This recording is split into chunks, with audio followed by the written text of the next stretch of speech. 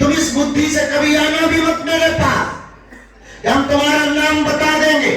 ये नाम चमत्कार उनके लिए जिन्हें भगवान पर भरोसा नहीं, जिन्हें लगता कि भगवान नहीं होते, दिव्य शक्तियां नहीं होती।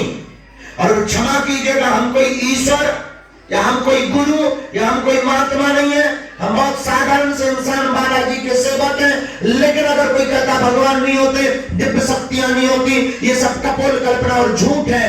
हमें लगता है बागेश्वर बालाजी का कलयुग में इसलिए प्रादुर्भाव आया कि उनके मुंह पर तमाचा मारा जा सके।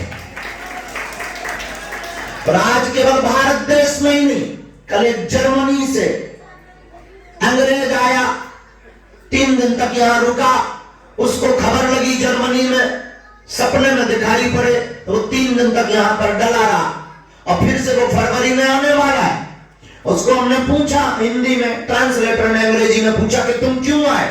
उसने कहा कि ये जो महाराज जी हैं ये हमको सपने में दिखते थे।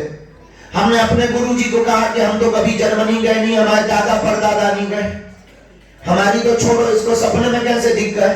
तब हमारे पूज्य पाद गुरुदेव श्री सन्यासी बाबा ने कहा कि ये पुराना भक्त है, इसको जोड़ना अनिवार्य है। तो मेरे पागल, कभी इस चक्कर में तुम आना भी न कि हम तुम्हारे मन की बात बता दें। हम सिर्फ और सिर्फ तुम्हें इस बात से अवगत कराना चाहते, तुम्हारी जो समस्या है उसका समाधान हो। और ये चमत्कार, मन की बात बताना या मन के प्रश्न बताना, ये सिद्धियां दिखाना हमारा केवल और केवल बहाना है, पर्चा तो एक बहाना है। असलियत में तुम्हें बागेश्वर बालाजी का बनाना है और हनुमान जी का ये खेल है। और कोई बड़ी बात, हाँ, अगर कोई कहता भगवान नहीं होते, दिव्य शक्तियां नहीं होती, सनातन धर्म में कोई ताकत नहीं, संत महात्मा पाखंडी होते, पैसा कमाने के ढिलाने होते, तो उनके मुंह पर तमाचा है। हम ठठरी पारते रहे, जब तक जिएंगे तब तक उनकी ठठरी पारते रहेंगे।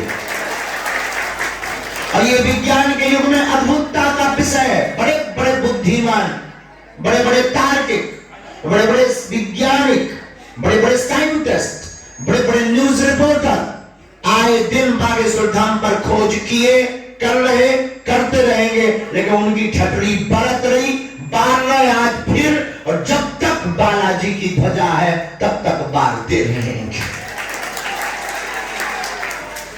तो तुम वैसे तो प्रवचन सुनने के चक्कर में नहीं खड़े, तुम तो खड़े